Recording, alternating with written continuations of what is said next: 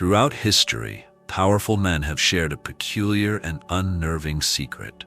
The ones who seemed the most sure, the most unshakable, and the most feared were not motivated by what most people assume confidence is. They didn't walk around bragging about how terrific they were. They didn't need praise, approval, or continual attention.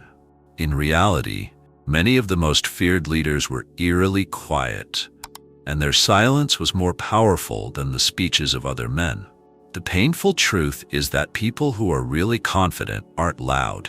They're dangerous, and the one thing that makes them so is not charm, cleverness, or even bravery. It is far more troubling.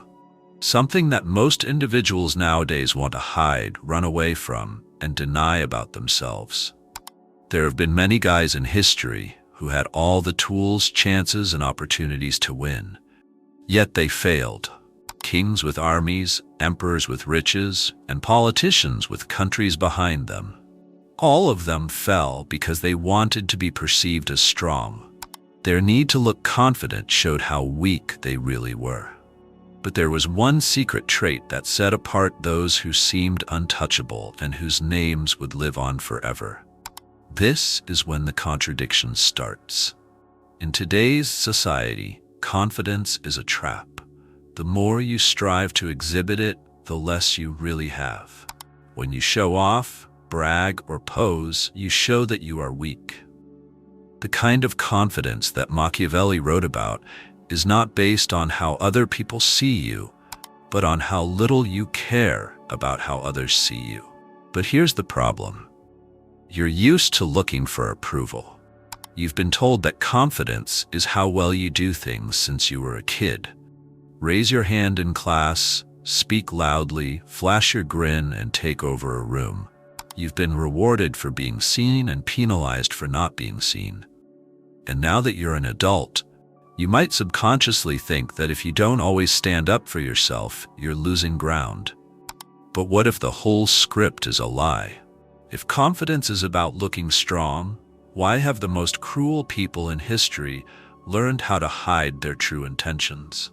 If being confident means speaking up, why do the leaders who scare people the most typically say the least? And if confidence is about being sure, why do people who delay and doubt themselves occasionally end up being stronger than people who do things without thinking? It's a harsh contradiction. The more you want the world to see your power, the more you show that you don't feel you have it. Machiavelli saw this a long time ago. In The Prince, he compared rulers who showed off their might, but fell apart when they were challenged to others who seemed careful or even unsure, but were able to move the globe like grandmasters. You don't find real confidence in loudness. You find it in silence. Not in doing things, but in holding back. This brings up the big question that most people are too afraid to ask. What if the most powerful thing about really confident people is not what they do, but what they don't do? Take your time. What if your true power doesn't come from standing up for yourself all the time, but from learning how to hold back? To leave without saying anything. To stay quiet while people want you to talk. To not feel like you have to prove yourself. Could it be that real confidence isn't about growing, but about holding back? The unnerving calm of a man who doesn't need the world's approval to know he's powerful? Take your time. What if your true power doesn't come from standing up for yourself all the time, but from learning how to hold back? To leave without saying anything. To stay quiet while people want you to talk. To not feel like you have to prove yourself. Could it be that real confidence isn't about growing, but about holding back? The unnerving calm of a man who doesn't need the world's approval to know he's powerful? This should make you feel uneasy. Because that means that most of everything you've heard about how to be confident is not just false, but also meant to keep you weak. It means that the things you do to look confident could instead show how insecure you are. And that means that the quality that sets truly confident people apart from everyone else is not flashy, not something you can learn in motivational seminars, and not something you can readily sell in self-help books. It is uncommon, it is unpleasant, and it is lethally effective. So here we are, at the edge of something hard to face. If real confidence isn't what we thought it was, then what unseen force has been influencing our actions, making us feel insecure and keeping us in a never-ending cycle of performance? What mental basis keeps us tied to a false image of strength? That's where we need to go next. Into the mind's secret architecture, the intellectual shadows where Jung, Nietzsche, and Machiavelli all lead to the same terrible truth. The world has fooled you into thinking that confidence is something you put on. You've been taught since you were a child that being confident means doing things like standing tall, smiling wide, speaking loudly, and shaking hands forcefully. People taught you that if you look strong, people will think you are strong. But this lesson has a poison hidden inside it. You tie your confidence to approval as soon as you start to construct it around performance. And as soon as your strength depends on being noticed, you are no longer strong. You are a slave. Carl Jung warned people about this prison. He dubbed it the persona, which is the mask we show the world that we painstakingly make to get attention, avoid rejection, and fit in with the social order. It is needed, yet it is risky. The more we put into the mask, the more we become like it, and the less we remember who we are below it. You get stuck in performance, afraid that the mask will slide off.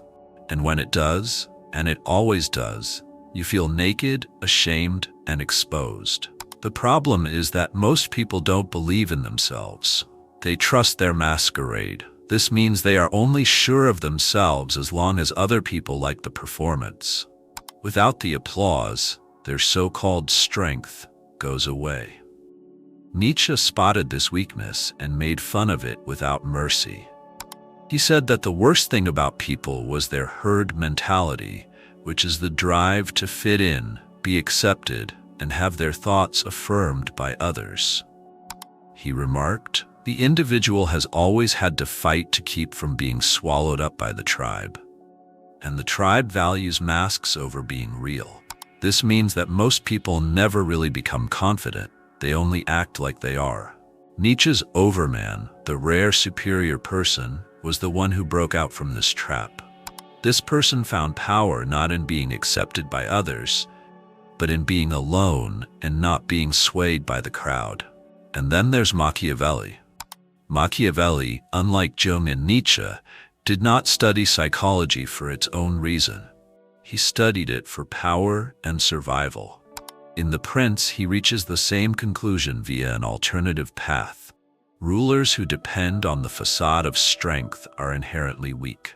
People who get their confidence from how others see them are easy to control, easy to anger, and easy to kill. But a monarch who doesn't have to look confident, who can make decisions without explaining them, who can stay calm when insulted, and who can take criticism without flinching, becomes untouchable. Machiavelli noted that men are predictable in their need for validation, and the person who doesn't need it has a scary advantage. So what is the psychological cause of this hunger? Why do so many individuals need to look confident instead of being confident? The answer is as old as the need for people to stay alive. In our first tribes, survival depended on being recognized. To be accepted meant living, and to be cast out meant dying.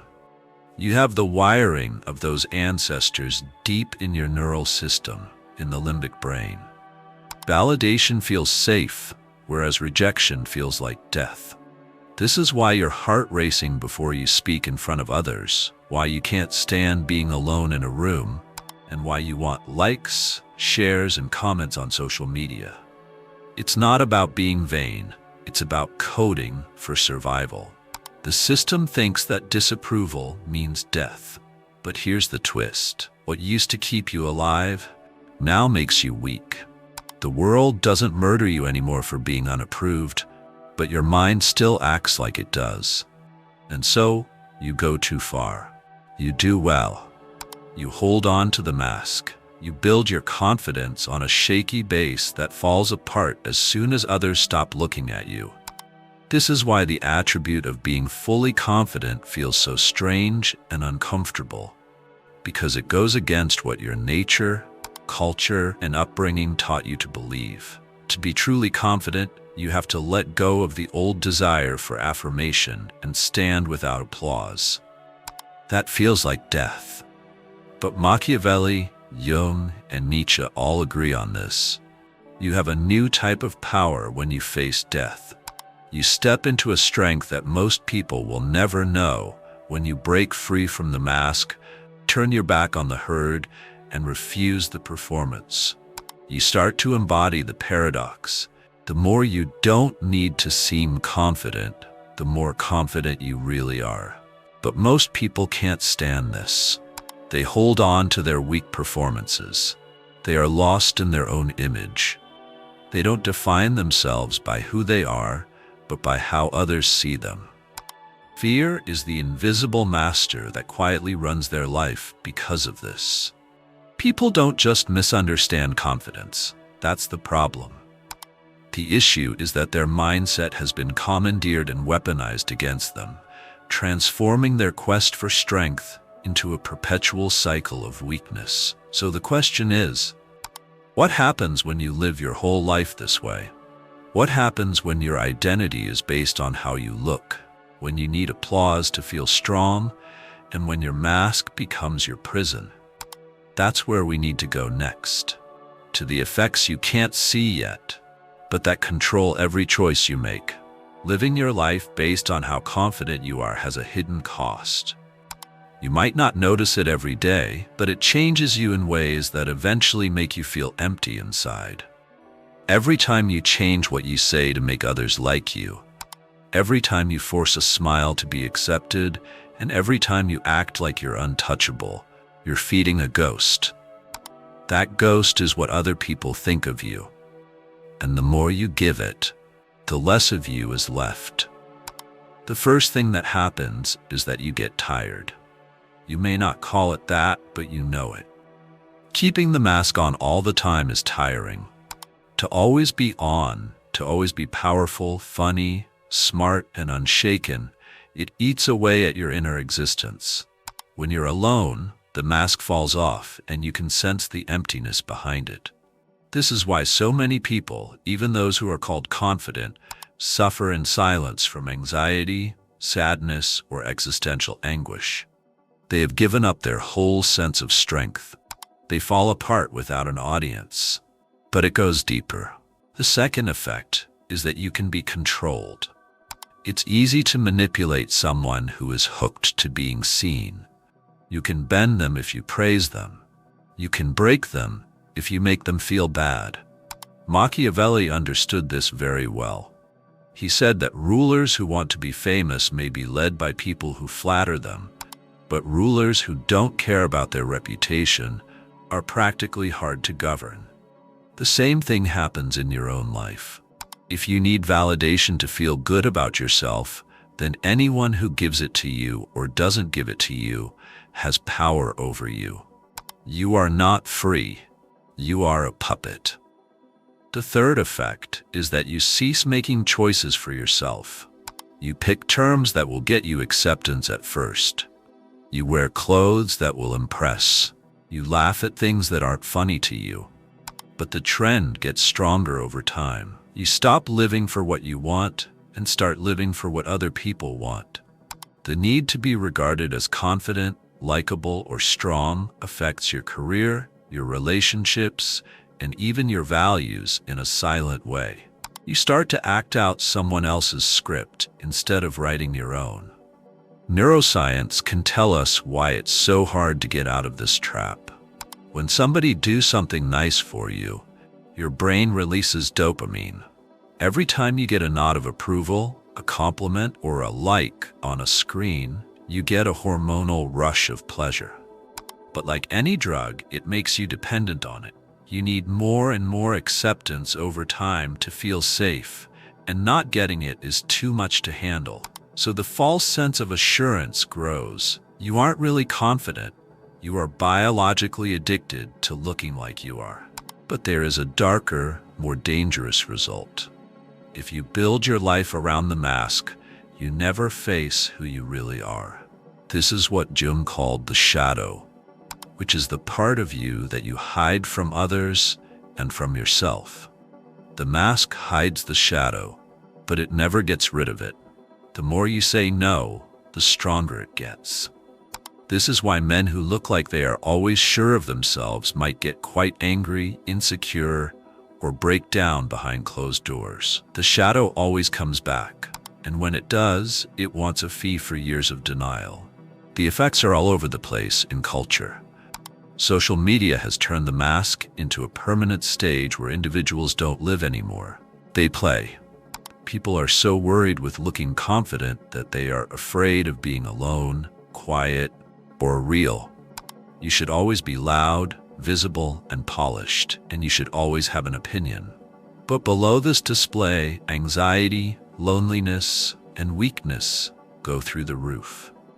People can't stand to live without a claim, and whole cultures are suffering because of it. Regret is the worst thing that can happen. You can't get back the years you spent trying to get attention.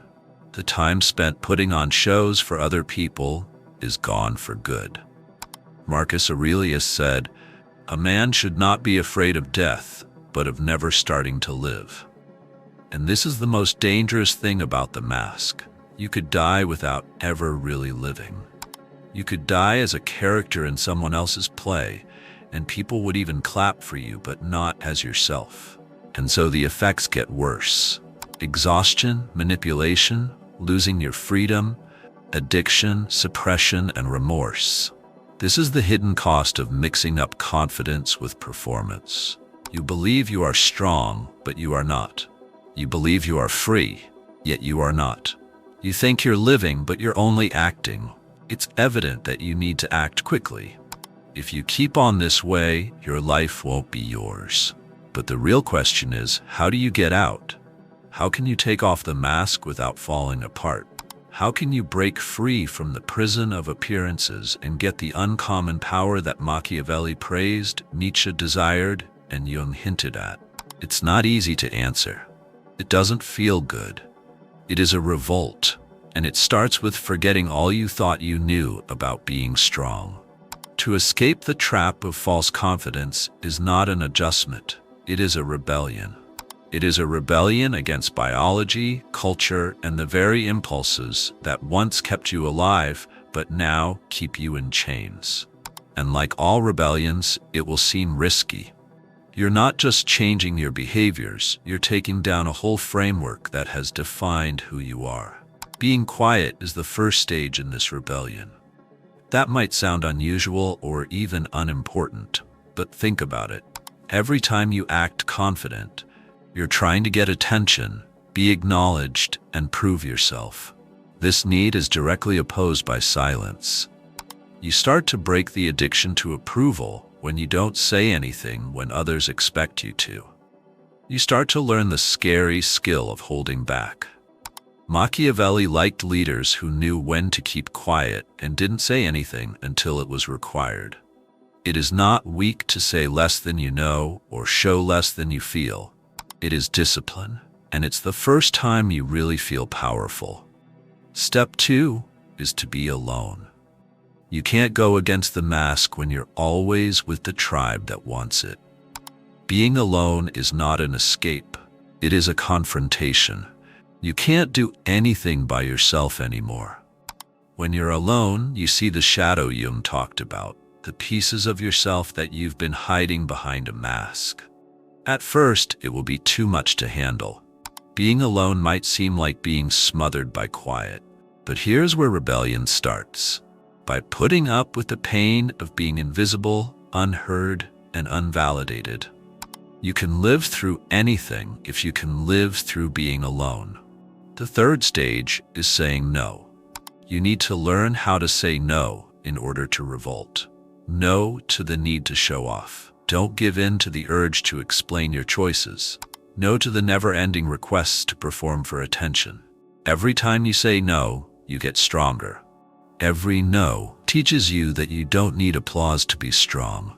Nietzsche's overman is not created by conforming to the herd, but rather via the audacity to dissent and remain solitary.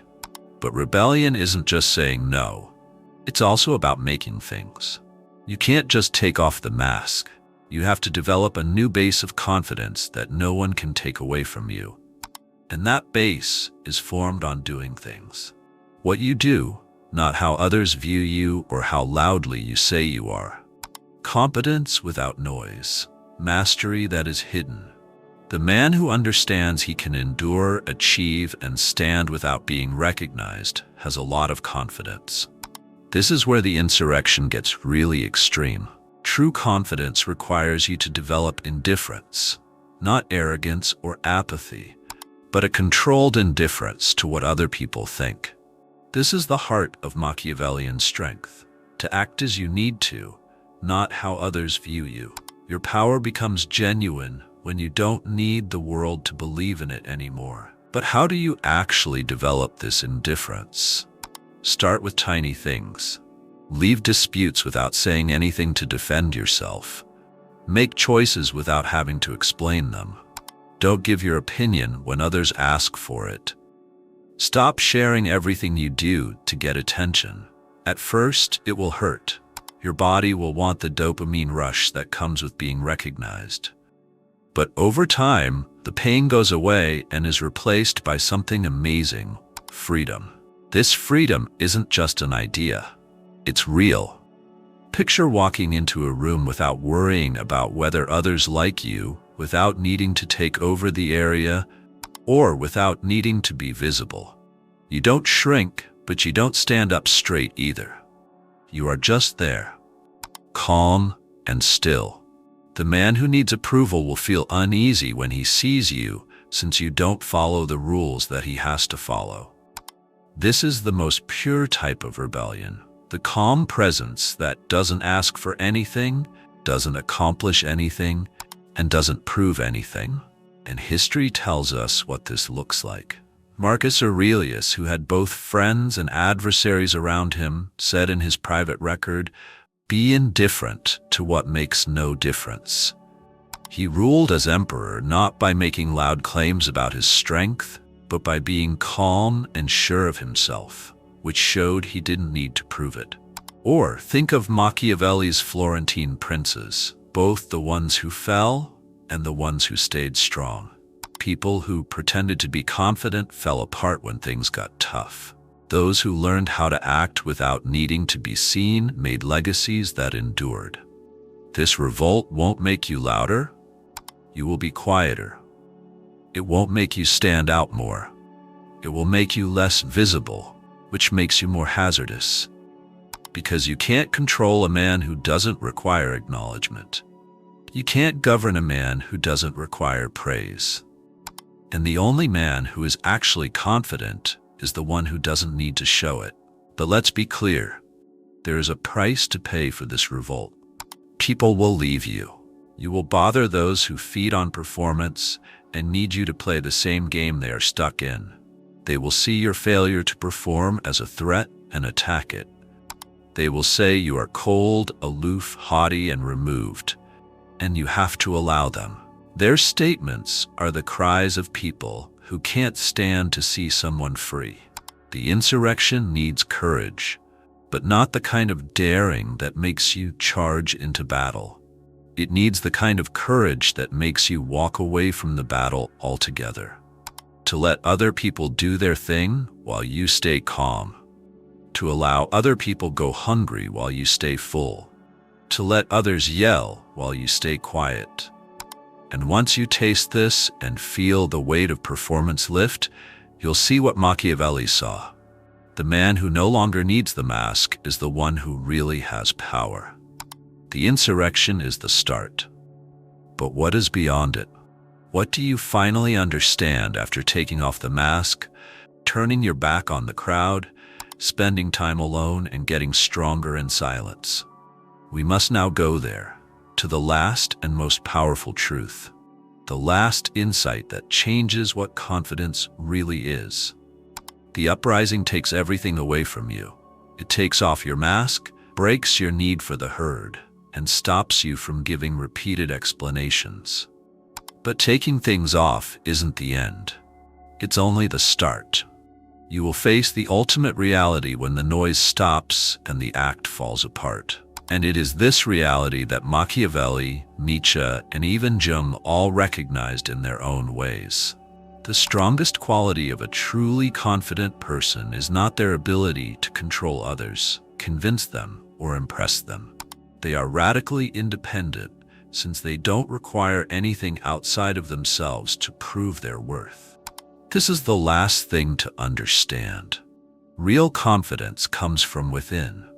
It doesn't spill out, it doesn't ask for attention, and it doesn't tremble when no one is looking. It exists in a man who knows deep down that he is whole. Consider what this means. If you get your confidence from being recognized, someone can take it away. If it derives from money, it may be taken away. If it originates from how it looks, time will wear it down. If it derives from winning, then losing will destroy it. But if your confidence comes from inside you, then nothing can get to it. No failure, no loss, no rejection, and no insult.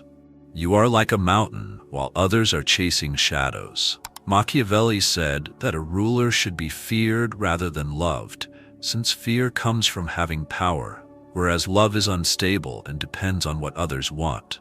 But there is something better than fear and love, the ruler who doesn't require either. The man who doesn't want love or fear is the man who can't be governed. His self-assurance is his own, unassailable. Nietzsche's idea of the overman, who makes his own ideals, stands aside from the herd, and doesn't judge himself by what others think of him, points to the same fact. The overman doesn't care if people like him or her. Will they look up to me? Will they trust me? His only question is, do I believe in myself? Am I true to my own will? That is self-contained confidence, not letting other people decide how much you are worth. And what about Jung? He perceived the same in the amalgamation of the shadow. Real confidence comes from being honest with yourself, accepting your flaws, and accepting your darker inclinations as part of who you are. Then, no insult can get to you because you already know who you are. When you've already faced reality, it can't blackmail you. This is the haunting beauty of the final realization. The most powerful quality of the fully confident is their indifference, not frigid detachment or arrogance, but a lack of interest in anything that seeks to define them from the outside. For someone who is really sure of themselves, praise and censure are the same thing. Both success and failure can teach us things. It doesn't matter if you get approval or not. They move in the direction that feels right to them, no matter what storms are going on around them. But let's be clear, this isn't simple. You have to let go of the person you thought you were in order to live this way. You have to destroy the junkie inside you, the one who wants praise, who is afraid of being rejected, and who needs to be seen. It takes being alone, being quiet, and feeling like you're standing away from everyone else. But after you get through that fire, you come out as a changed person. Something that doesn't happen very often. Imagine this. Two guys walk into a room. The first is loud, polished, and gets people's attention by shaking hands, laughing loudly, and filling the area with performance. The second one doesn't mention anything. He moves slowly. His eyes don't want to be noticed. His stance isn't a show, it's a presence. The second man has more weight than the first after just a few minutes. Why? Confidence that relies on others dissipates with challenge, but confidence that is self-sustaining emanates effortlessly. This is why the greatest self-assured men in history frequently came across as humble. Marcus Aurelius penned private reflections, not to show off, but to keep himself in line. Machiavelli, a politician, valued leaders who seemed reluctant or cautious, since their restraint showed that they were determined. Nietzsche railed against the herd, not out of animosity towards individuals, but because he perceived the herd as the confinement that prevented individuals from realizing their true selves. And this is where the truth hits home for you. Whether or not you learn this trait will determine your life. If you keep looking for confidence in how you look, in praise, and in being recognized, you will always be at the mercy of others. If you learn to find confidence inside yourself, need nothing, and stand indifferent, you will have a strength that few people will ever know. The more you want confidence, the less you have it. This is the biggest paradox. The more you stop trying to prove yourself, the more you become who you are. The man who doesn't need anything has already won. Now the question goes back to you. Do you have the guts to stop performing? Do you have the guts to put up with the stillness of not caring? Do you have the guts to become untouchable by saying no to the thing that keeps the herd going? Your life will never be the same if you do. You won't hunt after the transient, frail shadows of outside approval anymore. You won't be scared of being rejected anymore. You won't have to wear masks and do acts anymore. You will stand as yourself, whole, complete, and unshaken. The most powerful thing about someone who is completely confident is that they don't need anything. They can be entire without applause, and they can stand in serene indifference to the world. This is what Machiavelli thought. This is what Nietzsche wanted. This is what Jung said we had to deal with. And this is the truth that most people will never want to touch. It's simpler to live as a mask than as a person. But the mask dies with the audience, while the individual who doesn't need the crowd lives on.